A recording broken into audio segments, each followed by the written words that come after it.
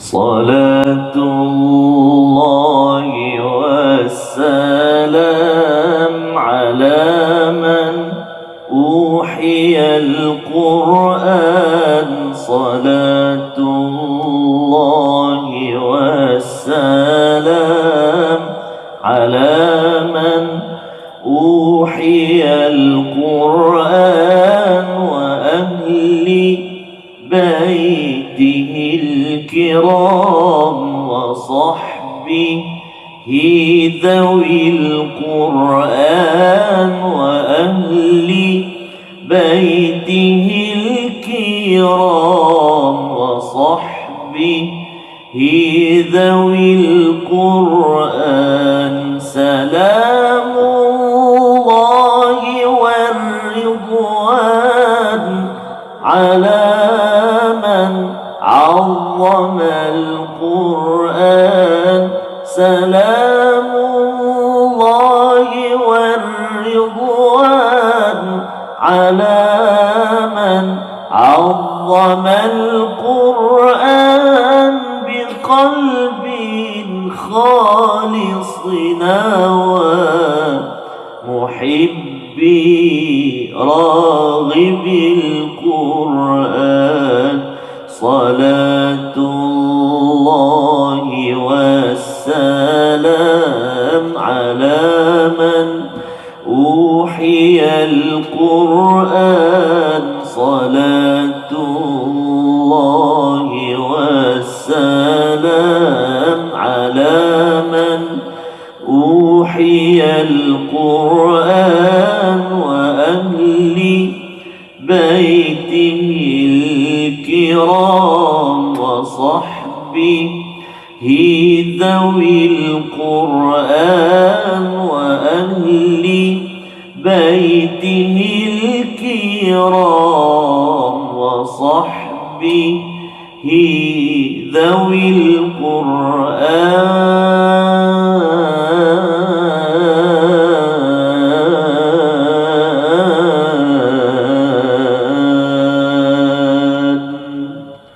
اللهم صل على سيدنا محمد وعلى آل سيدنا محمد اللهم صل على سيدنا محمد طب القلوب ودوائها وعافية الأبدان وشفائها ونور الأبصار وضيائها وعلى آله وصحبه وسلم تسليما كثيرا برحمتك يا أرحم الراحمين. السلام عليكم ورحمة الله تعالى وبركاته. الحمد لله ثم الحمد لله والصلاة والسلام على رسول الله وعلى آله وصحبه ومن والاه وبعد. اللهم صل على سيدنا محمد وعلى آل سيدنا محمد. Al-Fadhil Safas, yang dikasih Allah SWT, sahabat, Alhamdulillah. sebab baiklah. Alhamdulillah. Dan juga bagi Dr. Tan Sri, tuan-tuan dan puan-puan dikasih Allah SWT, para jemaah dikasih Allah SWT. Alhamdulillah, syukur kita setinggi-tingginya ke hadratillah dalam 10 hari yang terbaik menjelang hari nahar ataupun menjelang 10 Zulhijjah ini. Pagi ini Allah Subhanahu Wa Taala singgahkan kita, masih lagi kurnia peluang pada kita syukur pada Allah untuk kita sama-sama hadir dan memulakan kehidupan kita dengan bersujud kepada Allah Subhanahu Wa Taala. Dan insya-Allah dalam masa yang ada ini kita sambung, kita meneruskan persahabatan kita dengan Al-Quran, menerusi surah Al-Kahf. Dan hari ini kita menyambung ayat berapa? 29. Silakan Fadhil Safas. Assalamualaikum warahmatullahi wabarakatuh. Alhamdulillah wassalatu wassalamu ala Rasulillah wa ala alihi wa sahbihi wa man walah. Yang dihormati semua tuan-tuan haji, tuan-tuan puan-puan yang dirahmati Allah sekalian. Pada hari ini kita kembali semula dengan surah Al-Kahf, surah yang memberkalkan panduan perlindungan kita di akhir zaman dengan 4 kisah utama, 4 perlindungan utama, iaitu dalam melindungi agama kita, dalam melindungi pengurusan agama, pengurusan harta, pengurusan ilmu dan juga pengurusan puasa. 4 perkara ini disimpulkan sebagai zinah, ya, sebagai zinah, iaitu sebagai perhiasan yang ada di dunia ini. Bab agama, kalau ianya diuruskan dengan baik, maka itu yang kita belajar, iaitu kisah Ashabul Kahf. Tetapi kalau agama ini tidak diuruskan dengan baik, maka kesannya itulah antara poin utama untuk Dajjal Dajjal mampu untuk menipu kepada kita. Dan sebelum daripada Dajjal, maka ada ajaran-ajaran sesat ataupun cara-cara berfikir yang tidak benar dalam beragama yang diluruskan oleh surah Al-Kahfi. Dan dalam perjumpaan kita sebelum ini, kita membaca sebahagian dari ataupun membaca ayat yang ke-27 28, ya. Kalau ayat yang ke-27 itu bercakap tentang seruan menjaga agama ni ada dua, ya. Dua perkara yang perlu dijaga betul-betul, iaitu pada ayat 27, bacalah daripada apa yang diwahyukan daripada kitab Tuhanmu, kitabi rabbik, daripada ayat 27. Jadi membaca Al-Quran ini, tilawah Al-Quran ini adalah salah satu daripada cara menjaga agama. Kita nak semak program agama, nak dengar apa-apa program latihan dalam cara berfikir, mesti terasnya adalah kepada Al-Quran itu sendiri. Kita sendiri yang kena tilawah. Kerana kalau kita tidak tilawah, kita mengharapkan kepada ustaz sahaja, kita outsource kepada ustaz ataupun kepada ulama, maka ulama tersebut, ustaz tersebut, dia 24 jam lah, ya, kalau dia membaca Al-Quran. Tetapi protection untuk kita adalah dengan sentiasa bergabung dengan Al-Quran. Sehingga kan di hujung ayat 27 itu Allah nyatakan walan tajida min dunihi multahada, tidak ada selain daripadanya sebagai perlindungan. Multahada maksudnya membaca Al-Quran ini ialah cara untuk melindungi. Multahada daripada perkataan lahad, ya. Kalau orang masuk kubur tu Ustaz, ya, maksudnya dia ada masuk dan kemudian ada masuk ke dalam tu kan. Itu namanya lahad, yang liang lahad. Maksudnya apabila seseorang berada dalam kehidupan kesibukan dunia, berada bersama Al-Quran sejam ini, tuan-tuan ambil masa untuk baca pada setiap hari dan memahaminya, ini adalah ruang melindungi diri kita daripada satu, kalau kubur tu ke bawah, kemudian dia masuk ke dalam untuk diletakkan jenazah. Itu yang pertama. Yang kedua yang disampaikan, yang kita belajar pada bulan lepas, ialah ayat 28, wasbir, ya, bersabar dengan orang-orang yang menyeru kepada Allah pada waktu pagi dan petang. Maksudnya orang yang beriman. Memilih kawan yang betul adalah perkara yang amat penting selain daripada tilawah, ya. Tetapi kadang-kadang kita bukannya tilawah 24 jam. Jadi kawan yang kita berborak itu, ya, bersabar dengan kawan yang menyeru kepada Allah, itu amat penting. Kerana kalau katakan kawan itu dalam hujung ayat 28 itu, wala, di sini, ya, wala tuti' man aghfalna, siapa yang taat kepada orang yang melekakan, melalaikan hatinya daripada ingatan Allah, maka dia mengikut kepada hawa.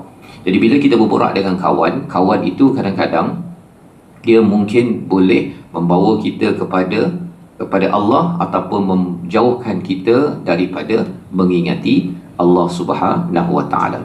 Maka pada hari ini kita nak meneruskan lagi ayat yang ke-29, ya, sehinggalah ke bawah muka surat 297 ini. Dan dalam surah Al-Kahfi, buku Orin tuan-tuan ini, jadi tuan-tuan kalau ada nanti buka muka surat 120. Kita nak mula baca dahulu ayat 29 bersama Al-Fadhil Ustaz Tarmizi. Baik, terima kasih kepada Safas. Tuan-tuan dan puan-puan, muslimin dan muslimat, sahabat jemaah yang kasih rahmat Allah Subhanahu Wa Taala, kita nak baca ayat yang ke-29 permulaan pertemuan kita pada pagi ini, insya-Allah. Mari kita baca sama-sama ayat yang ke-29 ini. Permulaan ini kita baca dengan Taranum Bayati. Taranum apa? Bayati, ya. Sekali lagi, Taranum apa? Bayati. Bunyi Bayati tu. Baca belum tentu lagi bunyi. Baca jadi, insya-Allah. Mari kita cuba. A'udzubillahi minasyaitonirrajim. وَقُلِ الْحَقُّ مِنْ رَبِّكُمْ فَمَنْ شَاءَ فَلْيُؤْمِنْ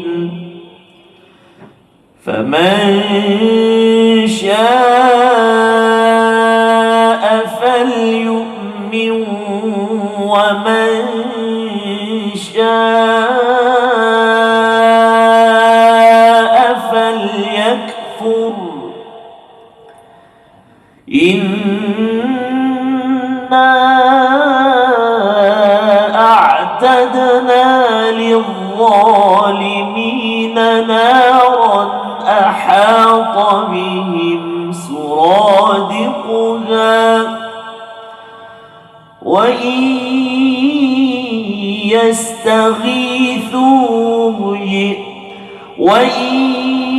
يستغيثوا يغاثوا بماء كالمهل يشوي الوجوه بئس الشراب وساءت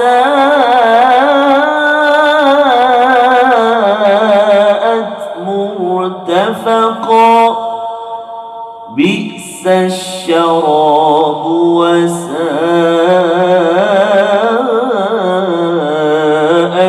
مرتفقا صدق الله العظيم.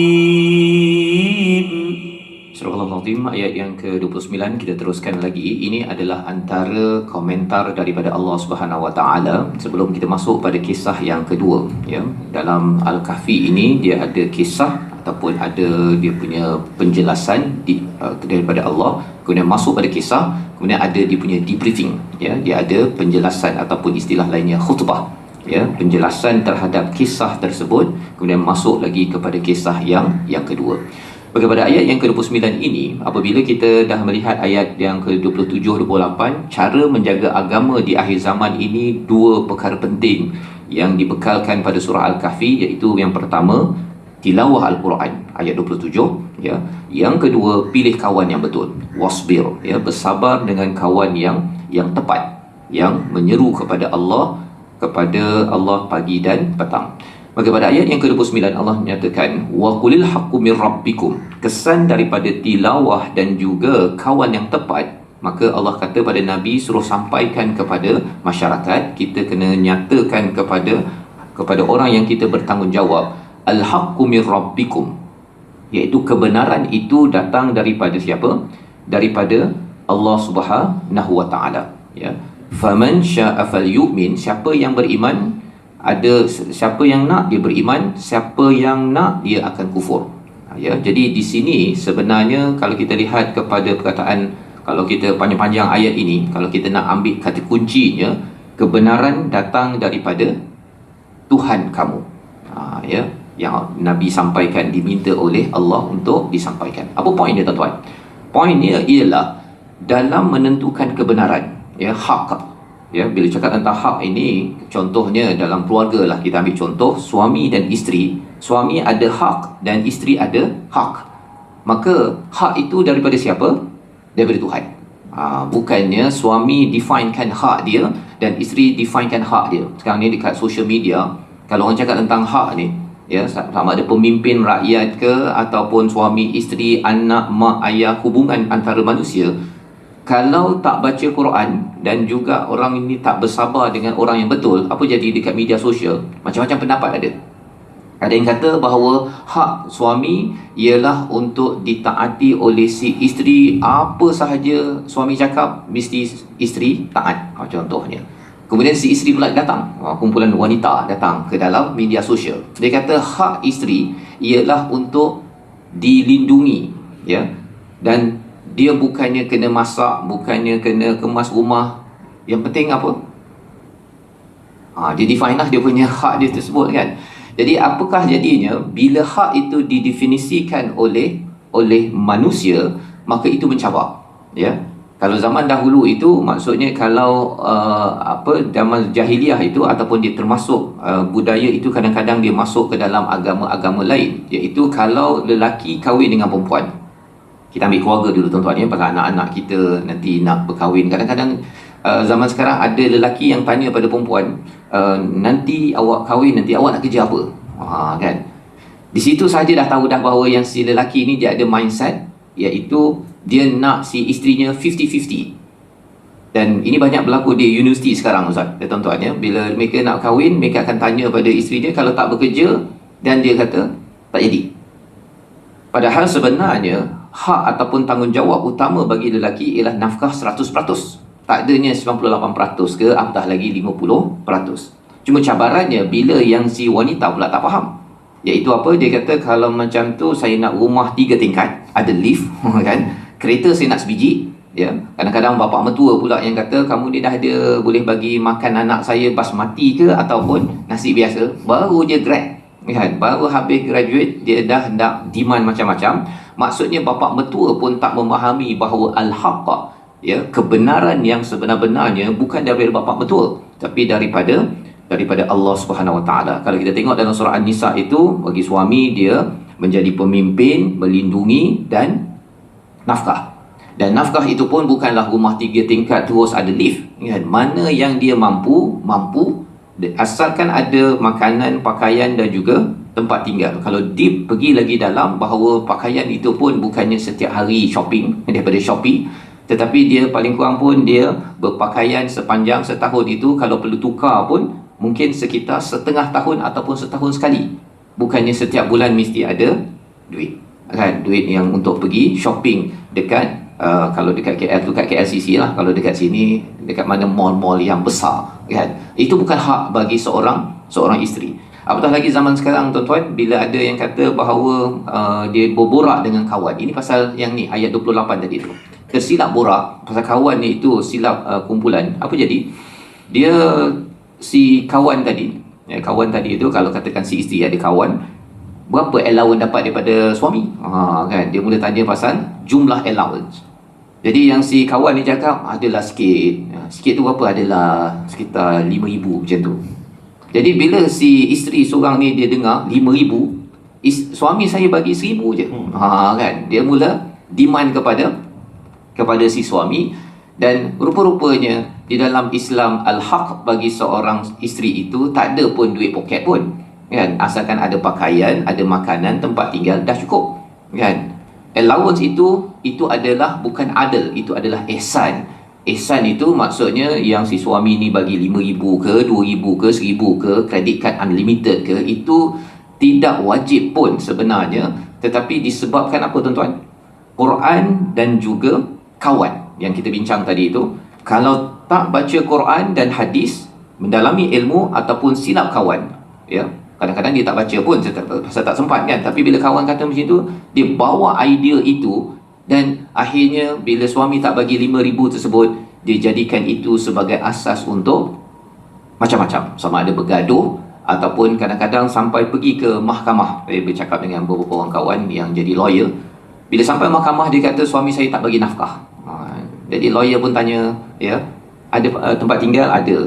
Kemudian ada tak pakaian? Ada makanan? Ada. Jadi apa yang tak bagi nafkah ni? Kan gitu, kan? Jadi dia kata pasal suami saya ni tak bagi allowance yang cukup, saya nak beli barang saya apa sebagainya, ya. Kawan saya, dia refer pada kawan dapat banyak tapi dia dapat sikit. Rupa-rupanya lawyer kata, awak belajar daripada mana yang kata nafkah mesti duit tersebut, ya? Kecuali kalau katakan dia nak beli apa, dia punya apa, pencuci muka ke, bukan make up yang sampai 5-10 ribu tu, itu pun bukan nafkah yang sepatutnya. Jadi poinnya apa, tuan-tuan? Dalam ayat 29 ini, bila ada Quran dan kawan yang betul, kebenaran akan datang daripada Tuhan. Seseorang itu perlu ingat bahawa kebenaran bukan datang daripada media sosial ataupun kawan yang salah ataupun daripada rujukan-rujukan yang selain daripada Tuhan. Bila Allah menggunakan perkataan faman syaa'a falyu'min wa man syaa'a falyakfur, di dalam bab beragama ini, siapa yang nak beriman, siapa yang nak kufur, tak ada masalah. Kan? Maksudnya tidak ada paksaan.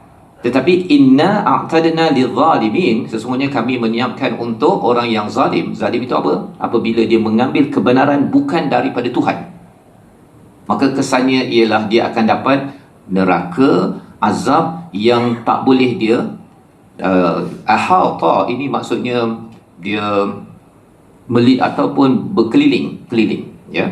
Berkeliling tu maksudnya tak boleh dia nak keluar daripada perkara tersebut. Pasal apa? Pasal di atas dunia ini, bila orang bercakap tadi tentang hak, boleh sahaja orang ni dia guna alasan ini, hujah ini, orang ni pun spin ke sana, ya. Kalau seorang pemimpin itu, kalau dia kata kalau rasanya tak suka kepada sini, boleh pergi ke negara luar. Contohnya lah, kalau guna statement begitu, dia boleh spin. Pasal apa? Pasal yang penting ialah saya betul. Seorang suami pun dia boleh spin, kan? Kalau katakan awak tak nak taat pada saya, ataupun awak nak ni, dia boleh spin.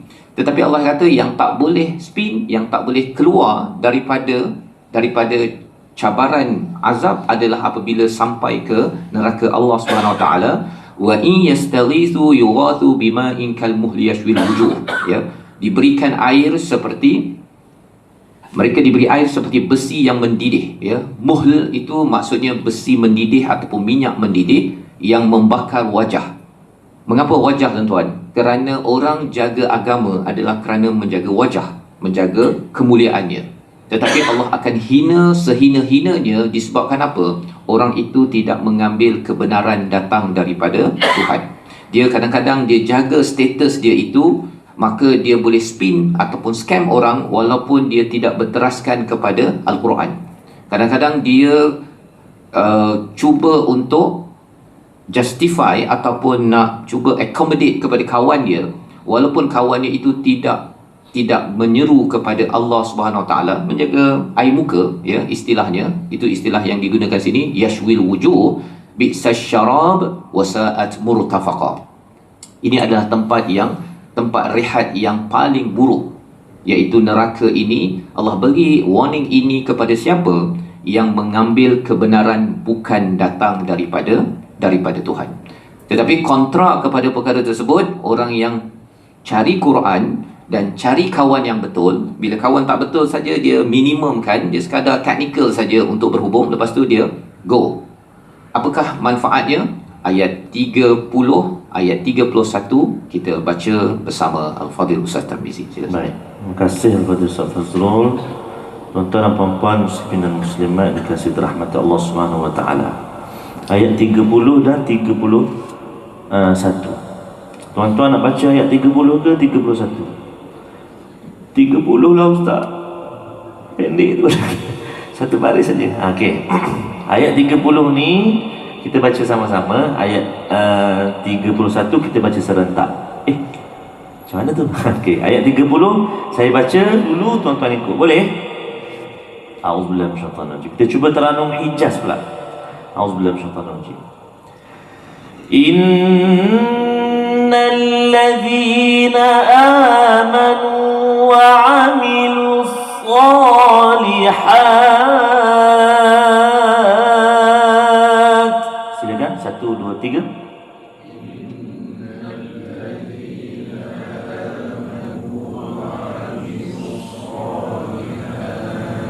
Masya-Allah, tabarakallah. Innal ladzina amanu wa 'amilus salihati inna la nudhi'u ajra man ahsana 'amala. Nafas 1 2 3.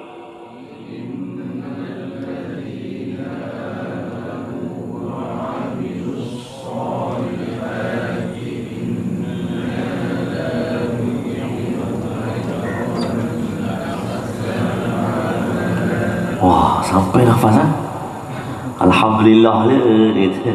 Belum breakfast lagi. Kalau breakfast belum tentu off pak. Kata apa? Asal perut kenyangan. Alhamdulillah bagus. Sampai nafasnya. Dan sampai wakaf yang terbaik ke amalan. Hati-hati pada kalimah la nudhi'u. Huruf dad la nudhi'u. Cuba. Sebab dad dalam Fatihah ada. Ghairil maghdubi waladhdallin. Hati-hati. Baik, ayat yang 31 ni kita baca serentak sama-sama. Ulaika lahum jannatu 'adnin tajri min tahtihimul anhar yuhallawna fiha min asawira min ذهب ويلبسون ثيابا ثيابا خضرا من سندس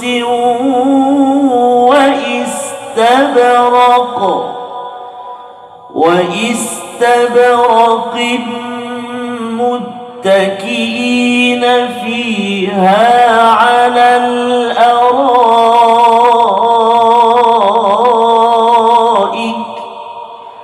نعم الثواب وحسنت مرتفقا نعم الثواب وحسنت مرتفقا صدق الله العظيم. Surah Al-Azim, gitulah bacaan ayat 30-31. Innal ladhina amanu wa amilus salihat. Sebelum kita melihat pada ayat 30 ini, kalau tuan-tuan perasan pada ayat yang ke-29 ini, bila Allah ajarkan setiap kali kita bertemu dengan perkataan wa qulil ataupun qul dalam Al-Quran, itu adalah seruan Allah untuk Nabi sampaikan mesej tersebut kepada orang ramai. Dan sekaligus ia adalah mesej yang perlu Nabi kuasai ataupun imani sebenar-benarnya, pasal nak sampaikan kepada orang ramai. Jadi di dalam ayat yang ke-29 ini, kalau kita perasan bahawa sebenarnya satu kebenaran daripada Tuhan, yang betul Tuhan. Lebih kurang itulah cara cakap zaman sekarang. Ya, nak beriman, iman, tak nak beriman, sudah. Lebih kurang gitu. Tapi ingat, pilihan ada natijah, implikasi, repercussion daripada pilihan, iaitu kami akan siapkan bagi orang yang zalim itu azab yang menyeluruh, tidak boleh escape daripada azab tersebut. Walaupun di dunia dia boleh escape daripada mahkamah ke, dia boleh rasuah kepada sesiapa sahaja, tetapi di sana nanti tak boleh nak escape. Jadi kalau kita perasan mod pada ayat 29 ini, ya, kalau tuan-tuan yang ada buku pada muka surat 122 poin nombor 3 itu, Nabi tidak memberi tawaran, malah memberikan amaran. Bab iman ini, dia bukannya Nabi terhegeh-hegeh nak pergi kepada orang-orang musyrik Mekah tersebut. Dia kata, kalau awak nak beriman, saya sanggup buat apa sahaja untuk awak beriman.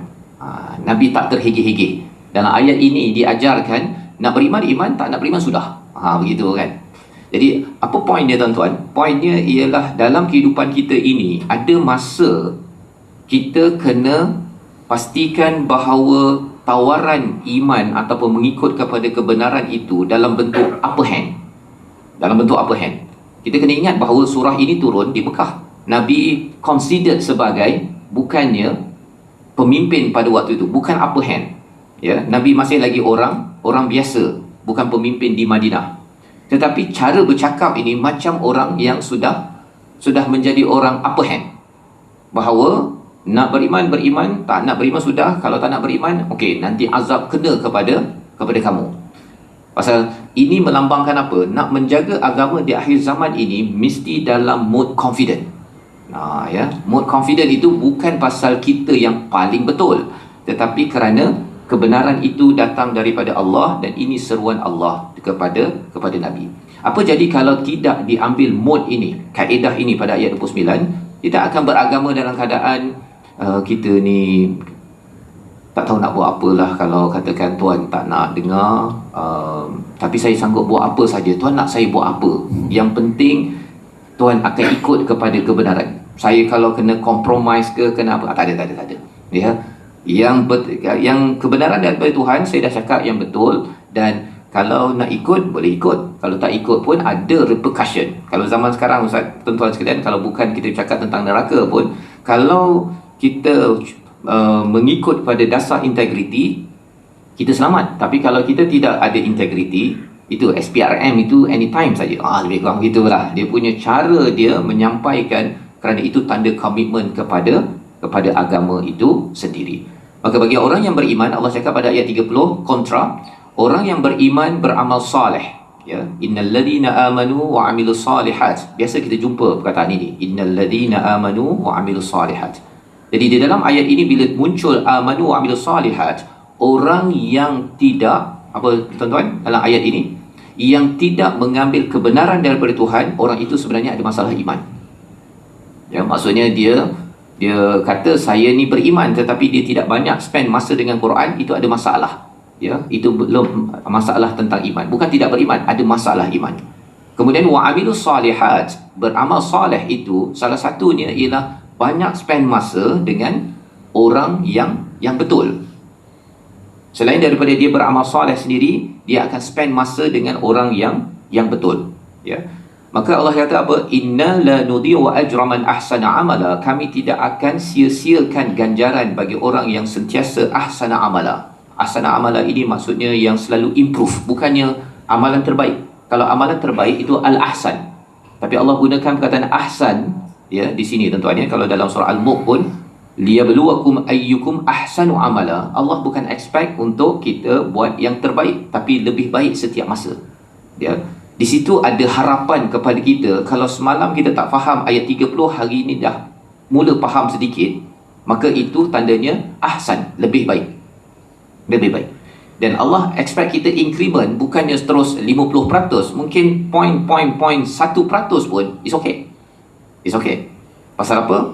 Pasal setiap increment tersebut, kalau kita tahu, kalau tuan-tuan pernah belajar ataupun bercakap tentang behavioral behavioral economics ataupun tentang teori behavior dalam psikologi, manusia ini perlukan perubahan 0.001% saja setiap hari tuan-tuan.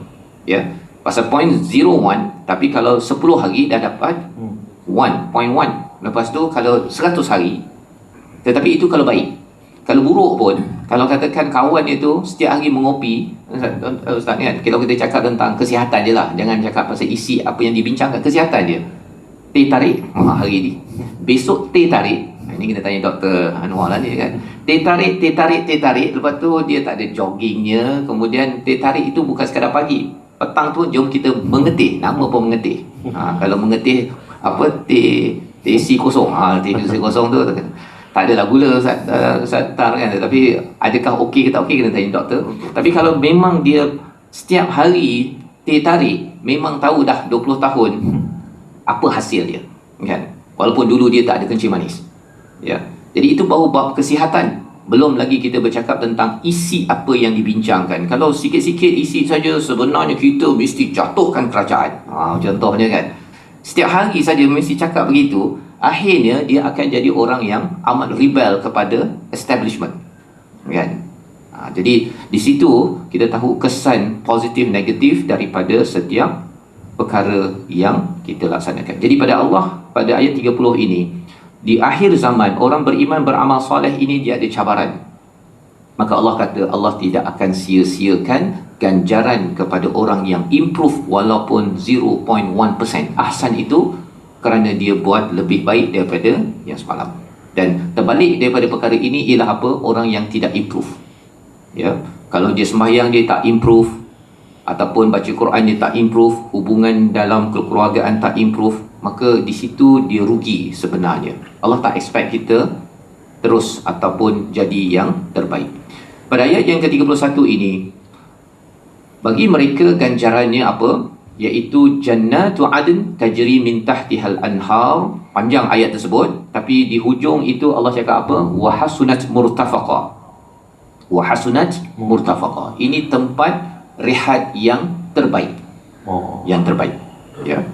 Jadi panjang itu dicerita tentang apa? Di dalam syurga Aden itu ada sungai, kemudian ada pakaian dan gelang emas, kemudian dipakaikan pakaian daripada sutera tebal nipis berwarna hijau. Ya. Mengapa terlampau deskriptif sangat tentang syurga ini? Kerana bagi sebahagian orang, dia duduk di tepi sungai, bukannya ada sungai. Tuan-tuan kan, kalau kat sini sungai yang terdekat, sungai apa doktor? Sungai Dul. Sungai belakang tu lah kan, yang memisahkan dengan blok sebelah tu kan. Okay. Jadi itu sungai. Tetapi kalau katakan Fir'aun, lambang seorang yang kaya, sungai Nil, kalau tuan-tuan pernah sampai ke Mesir, yang panjang, yang lebar macam laut itu adalah harta dia. Itu adalah kerajaan dia. Melambangkan bahawa kalau ada orang kaya yang sebenar-benarnya, dia mesti ada sungai. Masya Allah. Ya, dia mesti ada sungai. Dia ada sumber air sendiri, bukannya dia ambil daripada air Penang. Contohnya kan, kalau ambil air Penang, dia tak kaya lagi. Dia kaya tu sampai sumber airnya daripada dia sendiri. Maksudnya dia punya.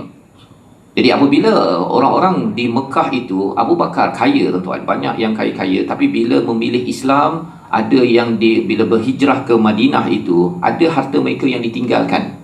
Allah kata, kalau kamu kaya, kalau kamu terpaksa meninggalkan, berkorban harta kamu, Allah akan berikan ganjaran semula lebih kaya daripada apa yang kamu ada.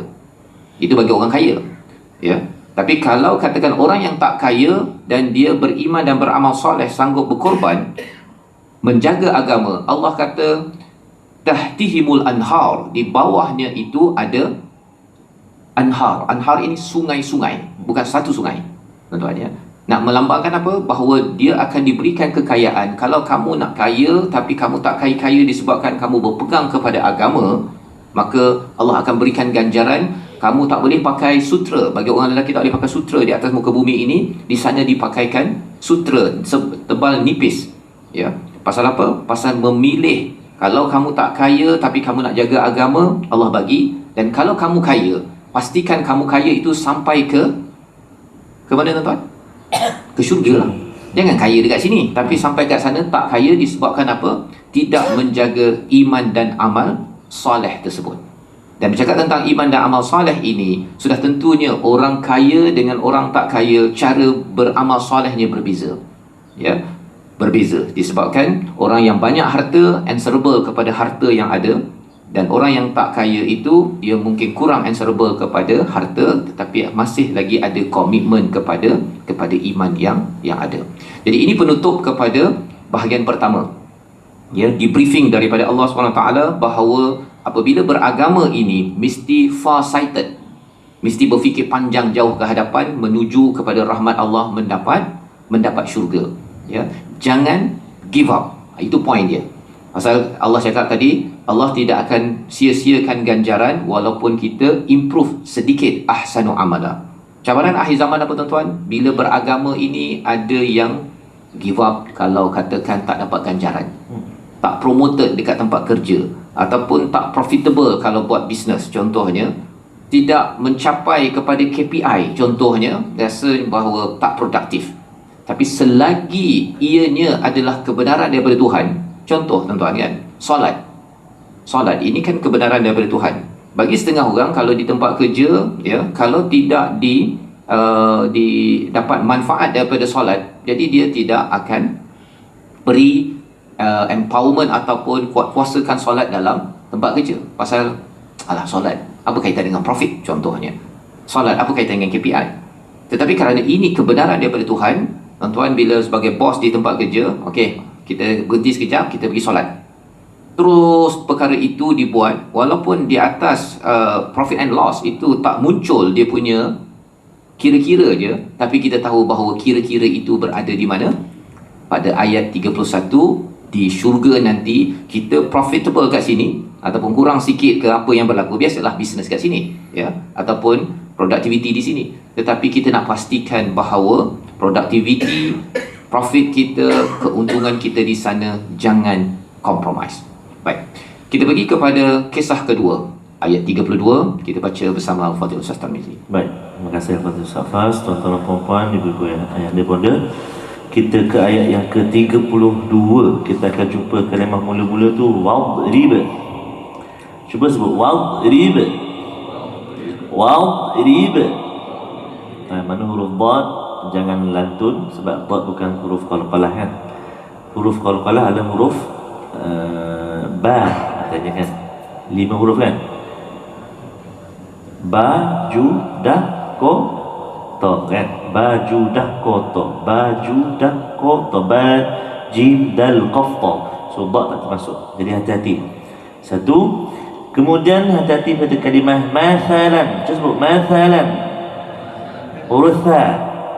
Tha hujung lidah keluar sikit. Tha. Fi. Thu. Tha. Thu. Fi. Itu huruf tha. Baik. Kita cuba ayat yang ke-32. Saya baca, tuan-tuan ikut, boleh? Taranum? Ikutlah Ustaz. Okey, taranum. Kita cuba nahawan. Tahu nahawan A'udzubillahi minasyaitanirrajim. واضرب لهم مثلا الرجلين جعلنا لأحدهما جنتين. Silakan.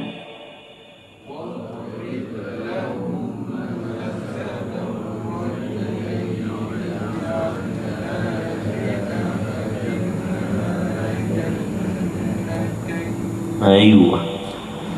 واضرب لهم مثلا الرجلين جعلنا لأحدهما جنتين من أعناب.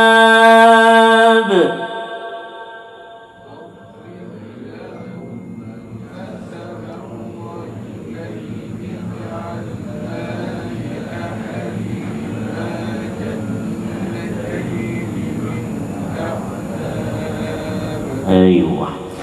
جنتين من أعناب وحففناهما بنخل.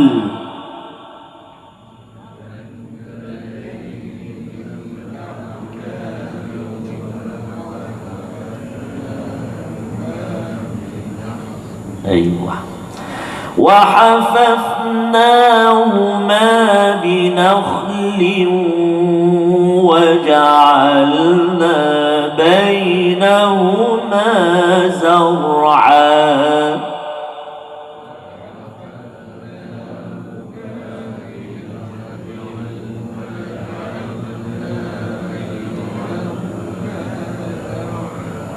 Masya Allah, tabarakallah, mumtaz, marvelous, bagus, Itu Ustaz, saya baca dalam hati tadi. Subhanallah.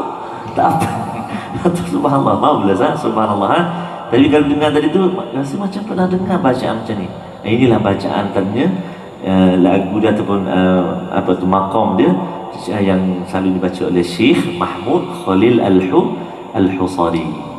Kan, subhanallah. Jadi insya-Allah mudah-mudahan bacaan kita dan kita nak ikut pula apa ni seronok, subhanallah, baca bagus, hayati. Ustaz Fas pula bagi tadabbur. Allah, rasa macam kenyang lah walaupun belum breakfast. Sikit lagi. Jadi ayat yang ke-32 tuan-tuan ya, kisah kedua wadrib lahum sebagai satu kisah cara berfikir yang perlu kita bawakan ataupun faham berkaitan dengan pengurusan perkara kedua. Masih ingat lagi tuan-tuan kan? Yang pertama pengurusan agama, pengurusan iman, selesai 31 ayat. Kita masuk pada pengurusan yang kedua, pengurusan harta ya. Jadi mari kita tengok. Perumpamaannya ialah dua orang pemuda rajulain yang kami jadikan salah satu daripada mereka itu jannatain. Maksudnya ada dua orang sahabat, kemudian salah seorang itu diberikan, Allah jadikannya apa? Diberi dua kebun daripada anggur ya, wa hafafnahuma bihnakh, ada kurma, wa ja'alna bainahuma zar'a, dan di antara pokok anggur dan kurma itu ada lagi tanaman-tanaman lain. Okey. Perkataan yang kita nak beri perhatian banyak-banyak daripada 32 ini, paling kurang tuan-tuan ialah perkataan ja'alna. Ya, kalau tuan-tuan perasan kat sini ada ja'alna ya, iaitu apa? Kami jadikan. Ya, kami jadikan. Siapa yang jadikan?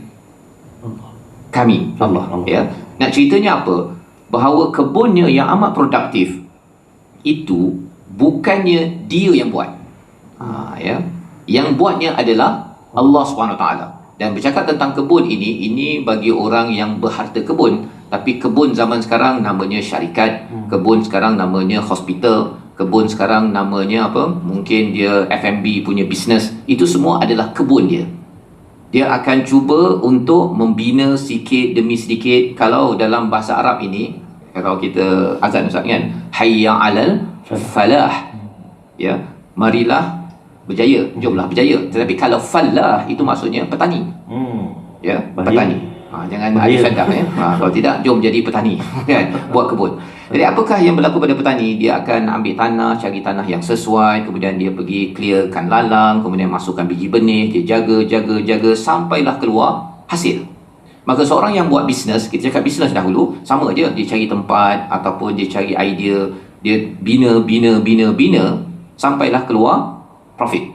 Ataupun kalau katakan yang menguruskan organisasi korporat, ya, maka dia jaga ataupun orang lain dah buat sebelum ini tapi dia masuk sebagai CEO, top management, dia akan jaga membawa to the next level profit ataupun mencapai kepada KPI. Tapi orang paling atas mesti kena jaga duit. Kan? Ini tajuknya pengurusan harta. Baik. Jadi, apa yang kita perasan kat sini, yang Allah tekankan adalah akidah keimanan bahawa yang menjadikan sesuatu itu berjaya bukannya manusia. Pasal apa? Pasal kalau dicakap tentang, kita ambil kebun dahulu, sebenarnya yang menjadikan dua kebun, ada anggur pun Allah yang bagi mataharinya, hujannya, kemudian daripada biji benih tersebut jadi anggur, itu Allah yang buat. Yang diusahakan oleh petani tersebut ialah dia pergi tarah tanah, kemudian letak biji benih, letaklah dia punya yang kayu ke apa ke, nak pastikan dia punya pokok. Pasal pokok anggur pokok yang tidak ada batang, tuan-tuan kan. Kalau binah ini maksudnya pokok kurma, ni yang besar-besar, yang besar-besar.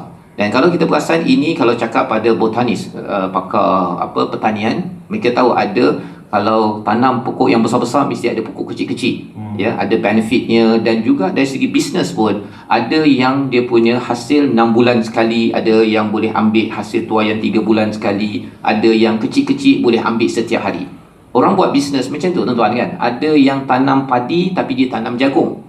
Dia mesti ada yang hasilnya itu jangka masa panjang, ada yang mid term, ada yang short term. Ini diwakili oleh ayat 32, betapa Allah menjadikan orang ini, ya, ada long term, short term dan juga mid term untuk memastikan kejayaan bagi harta kebun yang dia ada. Jadi ayat ini dia ada banyak angle, ya, banyak angle, iaitu dari segi pengurusan harta untuk profitable. Tapi dalam masa yang sama, yang paling penting ialah ja'alna itu, akidahnya bahawa yang menjadikan sesuatu itu berjaya adalah Allah Subhanahu Wa Taala. Pada ayat 33 dijelaskan lebih detail lagi bersama Al-Fadhil Ustaz Tarmizi. Terima kasih kepada Safas. Safas sebut, ya, kita sebut ni anggur, kurma kan. Kalau macam perlis dia harum manis. Penang durian. Oh, durian. Okey, ada durian. Okey. Biarkan rahsia. Okey. Ayat 32. Okey, ni kita tuliskan ayat 33. Ayat 33. Kita dah cuba bayati tadi, Hijaz, Nahwan. Okey, now kita nak cuba Taranum Jaharkah. Boleh? Jaharkah tak boleh Ustaz? Jerkah saya ti. Oh, itu semua boleh. Kita cuba Jiharkah ataupun Jaharkah. A'udzubillahi minasyaitanirrajim. كلتا الجنتين آتت أكلها ولم تظلم منه شيئا. Silakan.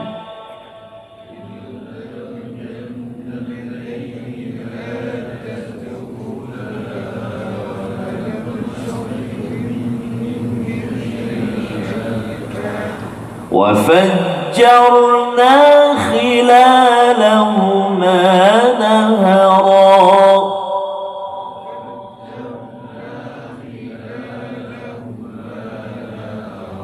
Masya Allah, tabarakallah. Dalam ayat 33 ni antara kalimah yang macam apa? Saya kau tajam ke? Kalimah tawlim. Saya sebut walam tawlim. Allah kan? Walam tawlim. Satu lagi, khilalahuma wa fajjarna khilalahuma nahara.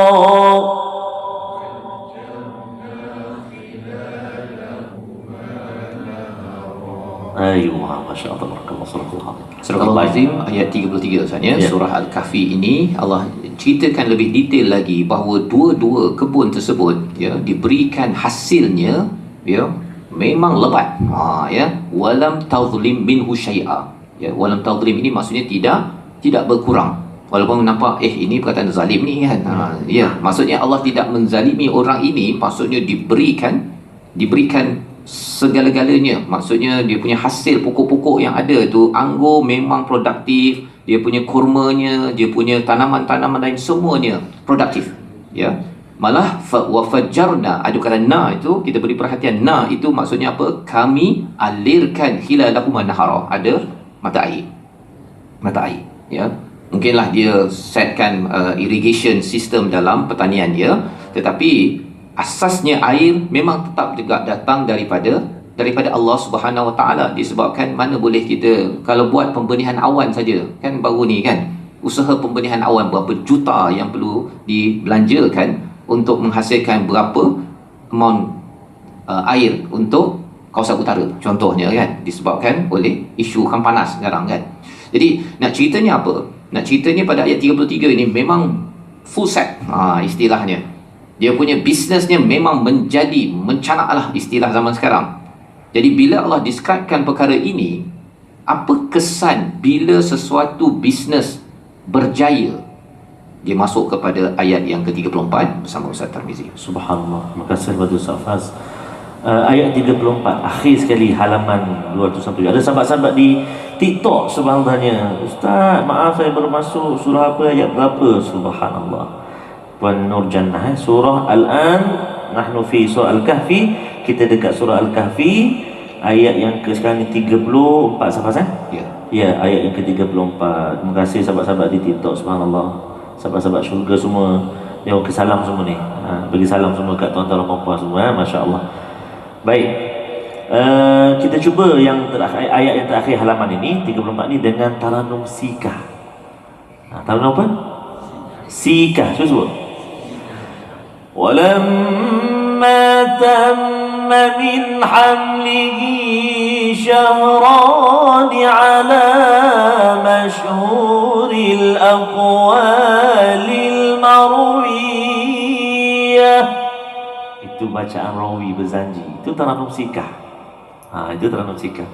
Kan? Allah dia jawab. Kan? Okey, itu biasa Maulidul Rasul lah. Tapi tak tahulah, mungkin kalau lepas ni kalau ada tuan-tuan sambut Maulidul Rasul kan. Sebab jangan-jangan Ustaz Faz, bacaan rawi tu kita buat tadabbur macam ni. Oh ya. Selalu baca je tak faham makna. Tak faham. Nanti kita buat. Boleh. Subhanallah. Baik. Ayat yang ke-34 kita cuba dengan taranum sikah. Auzubillahi. Saya baca ikut Auzubillahi minasyaitanir rajim. Wa kana lahu thamarun faqala li sahibihi wa huwa yuhawiru. 1 2 3.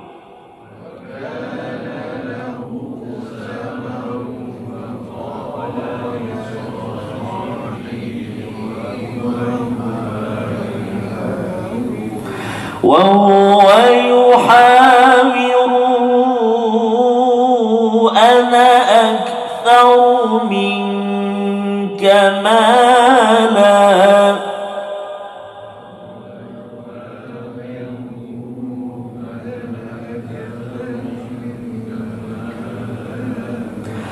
وهو يحاور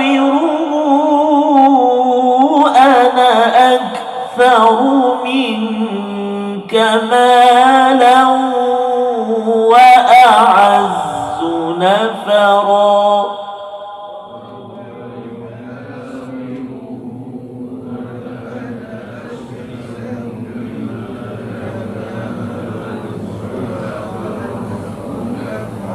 Masya Allah, tabarakallah. Hati-hati pada selekor tajam dia pada kalimah wa huwa yuhawiru. Cuba.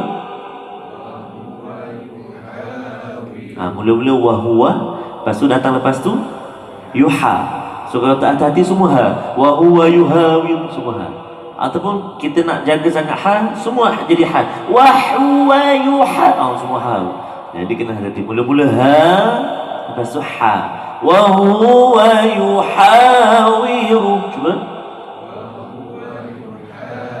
Ayuh. Yang terakhir iaitu pada kalimah wa a'azzu nafara. Tu hamzah dengan ain. Wa a'a. Cuba. Wa a'a. Rumah lain-lain tu. Hamzah pangkal. Wa'a, cuba wa'a. Wa'a. Wa'a. Ain naik atas, tengah rongga kerongkong. Wa'a. Wa'a. Tapi orang utara tak faham. Huruf ain dia memang terbaik. Oh, ayak, lo'lak, ketegak. Lah kali nampak. Betul. Jadi subhanallah, ayat yang ke-34 tadi, itu antara kalimah-kalimah yang boleh kita beri perhatian. Yuhawiru wa a'azzu. Tapi selalu juga tak lama lagi nak wa a'azzaju. Tu. Takbir. Sila Ustaz. Baik, 34 Ustaz ya. Ayat 34 Allah nyatakan selepas beritahu tentang landscape kepada bisnes ataupun kebunnya itu, dahlah kebunnya ada irrigation, ada mata air, kemudian ada pula ada macam-macam short term, mid term, long term. Maksudnya kemas lah ni ya, bagi petani moden, petani yang berjaya ini. Maka Allah kata dia punya hasilnya wa kana lahu thamar. Ya, thamar itu maksudnya apa tuan-tuan? Dia punya hasilnya. Ya, maksudnya profitable. Daripada anggur dia, daripada kurma dia, dah susun dia dah buat bisnes apa semua dah bagus, memang thamar, pasal tidak kurang pun yang Allah berikan kepada orang tersebut. Tetapi apa kesannya? Faqala li sahibihi. Kan tadi ada kita awal cerita tadi kan dua orang. Jadi yang owner dua kebun ini, dia cakap kepada kawannya wa huwa yuhawiruhu, dan dia berborak. Berborak ni lebih kurang zaman sekarang mengetih lah. Ya, mudah aja kan. Memang dia bercakap, tapi dia bercakap itu dalam bentuk berdialog. Ya, dia two way communication, bukan dia cakap seorang, dia berdialog. Tetapi banyak-banyak dialog ni itu Allah highlightkan kepada perkataan apa? Ana aktsaru minka malan wa a'azzu nafara. Dia bawa kawan dia pergi ke kebun dia itu, tengok, wah ada anggur, ada kurma, ada banyak. Kemudian dengan hasilnya ya, bukan sekadar pokok anggur tapi tak ada buah. Kan? Ataupun kurma, kadang-kadang ada juga pokok kurma tapi tak ada buah. Ya, dia bawa kawannya sambil berborak-borak. Perkataan yang Allah highlightkan, ana aktsaru minka malan wa a'azzu nafara. Ya. Aku lebih banyak daripada kamu. Dah mula kan. Itu cabaran apabila sesuatu bisnes ataupun sesuatu harta makin bertambah. Waktu tak ada banyak sangat tu, rumah tak berapa cantik sangat tu, tak ada sangat nak ajak kawan berborak pasal rumah tu. Masa dah banyak, dah cantik itu, cabaran dalam menguruskan harta, jomlah datang rumah kan.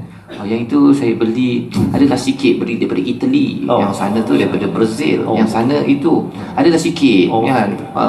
Yang pendant itu, yang koleksi itu masa saya pergi ke Ulu dekat Finland lah itu kan.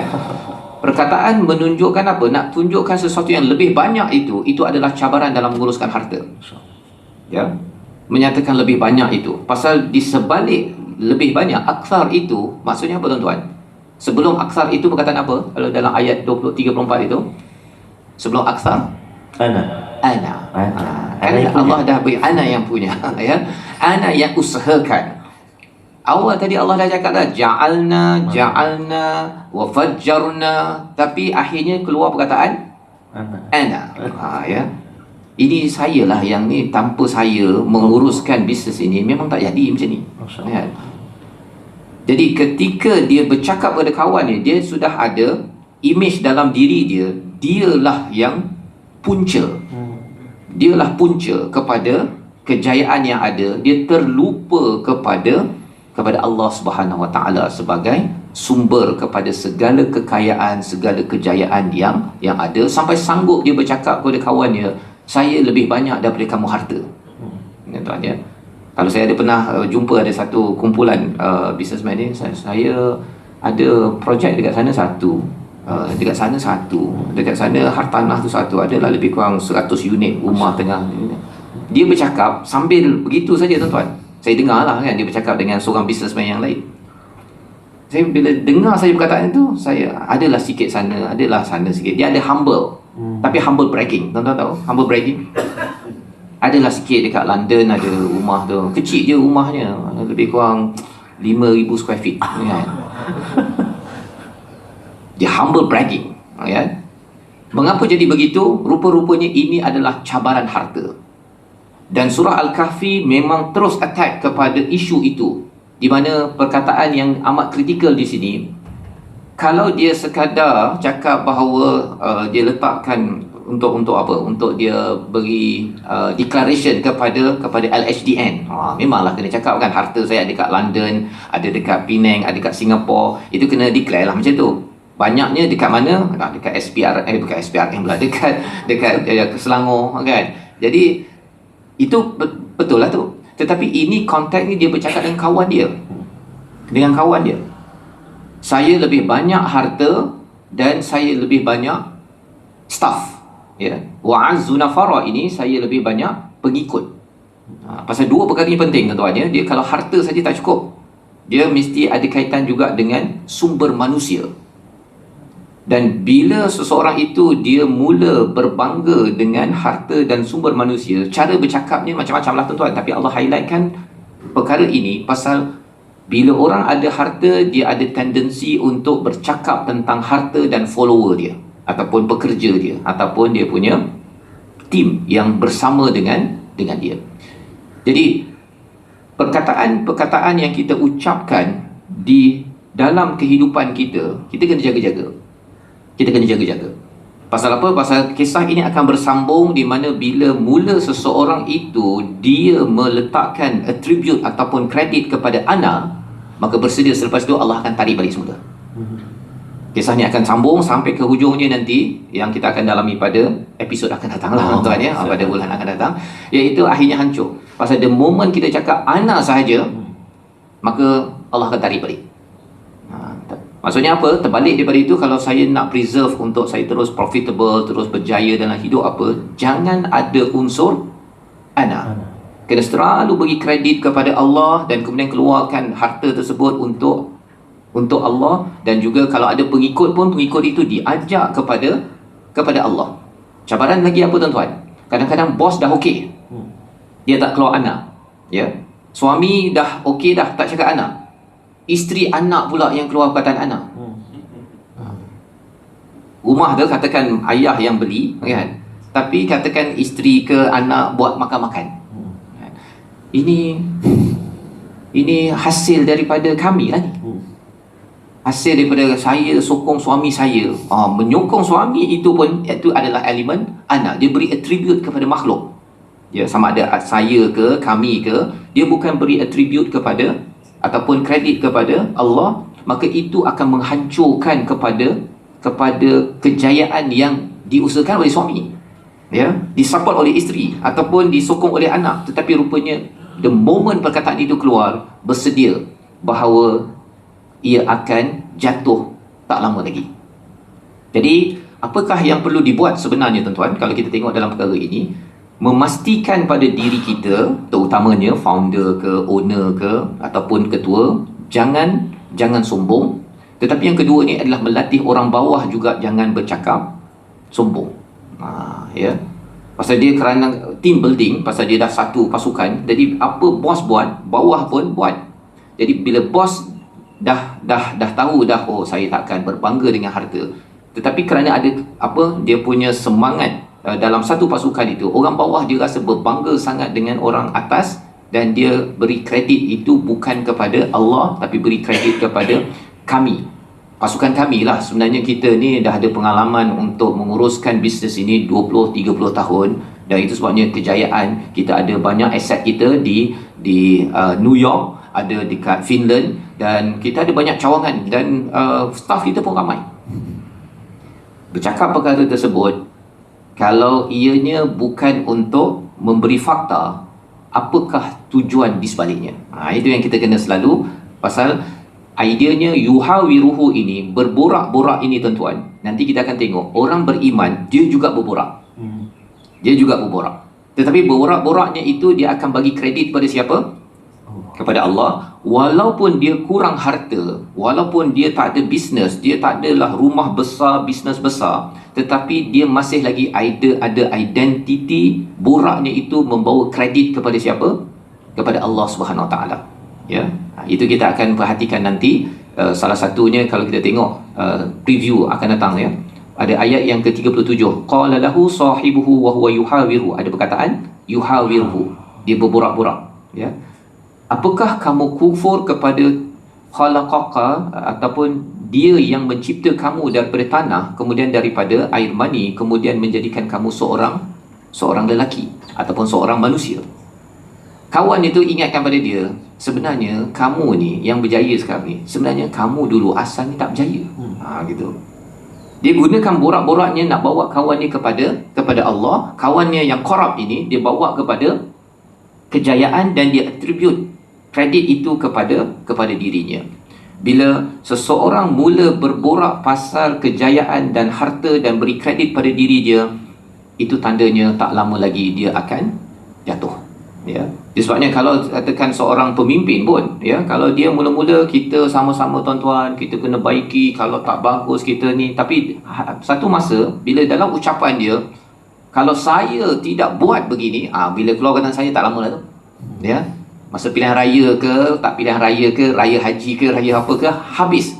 Orang akan nampak bahawa okey, dulu kita sama-sama, ya, kita kena minta tolong pada Allah, tapi bila mula keluar kataan saya sahaja, seperti mana iblis dalam surah Al-A'raf, tuan-tuan kalau tengok surah yang ke-7, ana khair, saya lebih baik, minhu, daripadanya. Perkataan ana ini yang boleh betul-betul sebut hanyalah Allah SWT sahaja. Allah yang layak untuk mendapat kredit kepada segala kejayaan. Selain daripada itu, kalau orang puji kita pun kita cakap Alhamdulillah, Allah yang bagi. Tak boleh cakap, oh tanyalah tuan pasal bagus bisnes ni. Yelah, adalah sikit-sikit, kan. Tak, kita terus pas itu kepada Allah, tak lama selepas itu. Jadi ini antara disiplin dalam pengurusan harta, iaitu kita memahami sumber harta itu daripada Allah. Dan ketika berborak, tuan-tuan, pasal orang ada harta, dia ada banyak peluang mengetih, kan, present, ya, ataupun dia main golf untuk bercakap. Tetapi pada waktu itu, bercakap-cakap itu kena jaga betul-betul. The moment keluar perkataan ana sahaja, ataupun kerana kita ini memang pengalaman kita ni, saya ada bercakap dengan beberapa orang yang owner bisnes yang lebih daripada 30 tahun. Ketika dia sebenarnya kita minta perkongsian je, tolong cerita sikit Datuk tentang apa yang tu. Oh, kita ini, saya dulu, lepas tu kita dengar berita 2-3 tahun selepas itu staff kena buang, lepas tu apa. Pasal itu memang formula pengurusan harta di akhir zaman yang perlu kita jaga. Walaupun kita tidak ada bisnes yang besar, tetapi kalau kita ada harta yang bertambah, kita kena ingat, ya, suami, isteri, anak kena bersatu. Jangan hancurkan harta itu dengan kesombongan ketika bercakap dengan orang-orang di sekitar. Kita akhirkan program kita pada hari ini sekali lagi membaca ayat 34 sebagai peringatan, jaga borak-borak kita agar harta kita tidak dihancurkan. Bersama Ustaz. Terima kasih kepada Ustaz Faz. Tuan-tuan dan puan, sekali lagi kita gemakan sebelum kita berakhir ayat 34 dengan taranum bayati penutup, insya-Allah. Auzubillahi minasyaitonir rajim. وَكَانَ لَهُ ثَمَرٌ فَقَالَ لِصَاحِبِهِ وَهُوَ يُحَاوِرُهُ. Silakan, 1, 2, 3.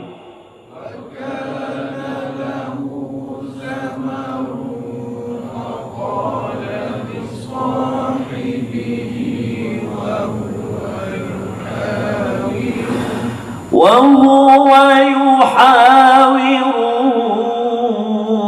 أنا أكثر منك مالا.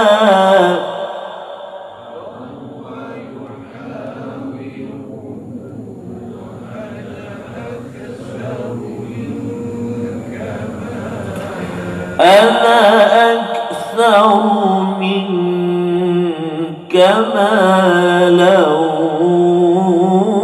وأعز نفرا.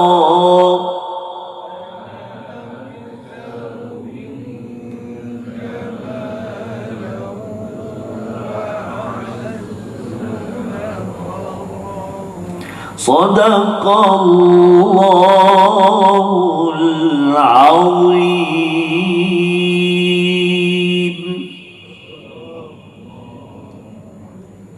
Astagfirullahalazim. Moga-moga apabila kita menguruskan harta, harta intelek, harta digital, apa sahaja harta tuan-tuan ya, kita akan ambil panduan lagi pada bulan akan datang, di mana jangan kita mengakui keakuan ya, bahawa saya banyak dapat income daripada sesuatu perkara, dan lebih daripada itu saya ada banyak follower, saya ada 70,000, 80,000. Berjaga-jaga perkataan itu, kerana kalau tidak diberi kredit kepada Allah, lambat laun ia akan ditarik semula. Assalamualaikum warahmatullahi wabarakatuh. Assalamualaikum.